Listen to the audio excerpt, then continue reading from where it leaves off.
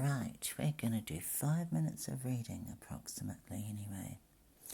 If you like McNab, you'll love Leather, a Dan Shepherd thriller.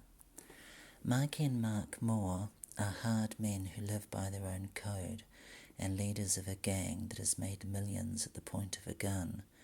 Now they're enjoying a life in the sun in Thailand.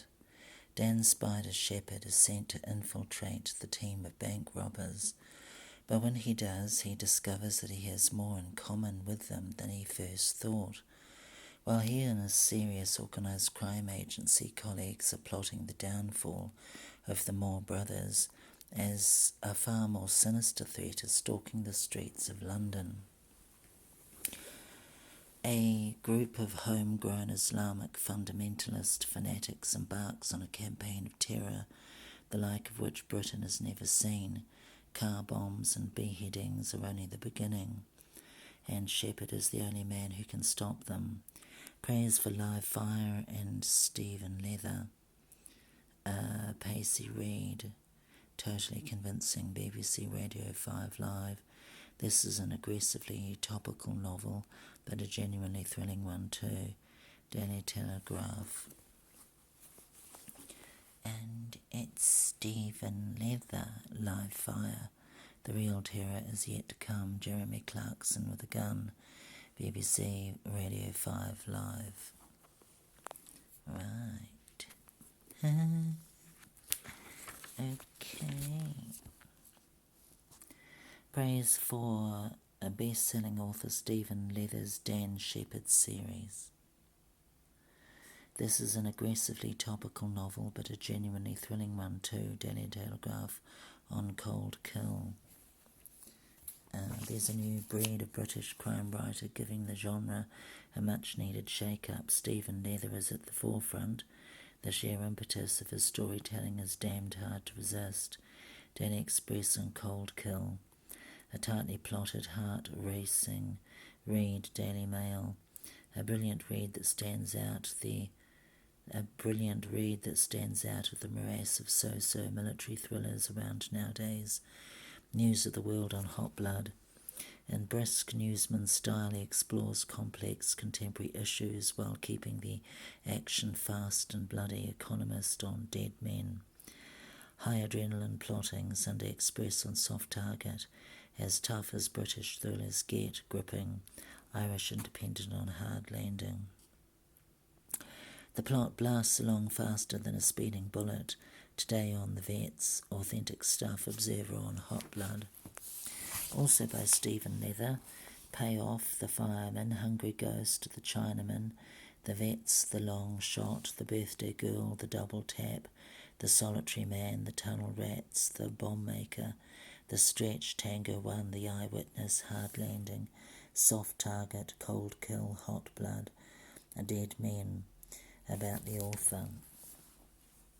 Stephen Leather was a journalist for more than 10 years on newspapers such as The Times, The Daily Mail and the South China Morning Post in Hong Kong.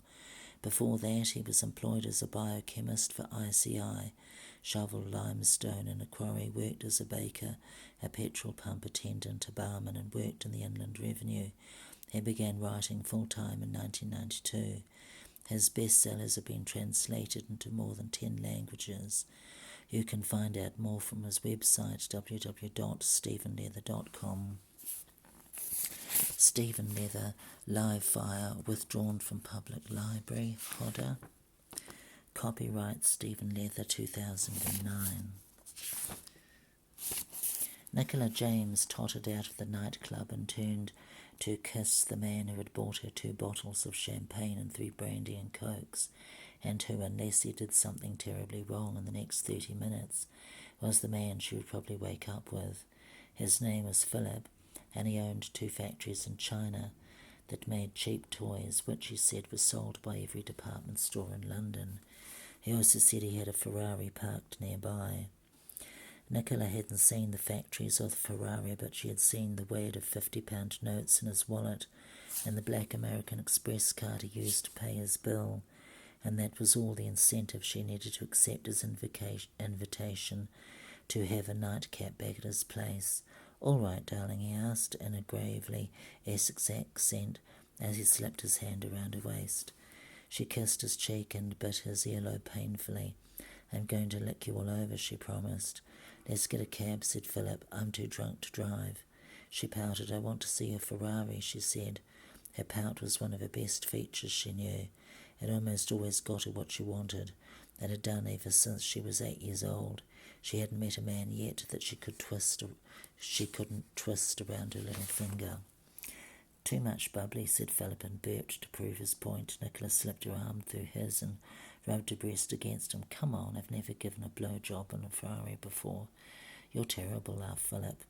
No, I'm not. I'm pretty bloody amazing, actually. She licked her lip suggestively. Philip shook his head, still laughing. Okay, you've talked me into it, he said. He kissed her, and then they walked along the pavement. It was Friday night, and Soho was buzzing, the pavements filled with the overspill from the area's pubs and bars. 5 Elvis impersonators walked towards them, arms linked, their plastic wigs glistening in the street lights, the jewels on their white stage suits winking like stars as they hummed Return to Sender. Nicola was feeling light-headed, and it wasn't just from all the alcohol she'd drunk. She really liked Philip. He was good-looking, he had a fit body, a great sense of humour, and he was rich. If there really was a Ferrari, she might well decide that he was the one. You're not married, are you? She asked. No, darling, young, free and single, he said, patting her backside. Nicola's left heel gave way and she lurched to the side. Philip grabbed her around the waist as she cursed. She took off her broken shoe and glared at it. Bloody Gucci, she said. Philip took it from her. Looks like a knock-off, he said. Cost me 200 quid, they did, said Nicola. She threw the shoe into the gutter. 2 men kissing in a doorway broke off to stare at her, and she blew them a kiss. You can get it repaired, said Philip. Bollocks to that, said Nicola. She took the other shoe off and tossed it down the road. Come on, give me a ride. She kissed him and ran her hand between his legs, laughing when she felt him grow hard. Turn round, tonight you're my trusty steed. Philip did it as he was told, and Nicola jumped onto his back and wrapped her arms around his neck. Giddy up, she said, and gripped him with her thighs. Should we go over? The words might not show up. I don't think they do. Oh dear. No, the words don't show up.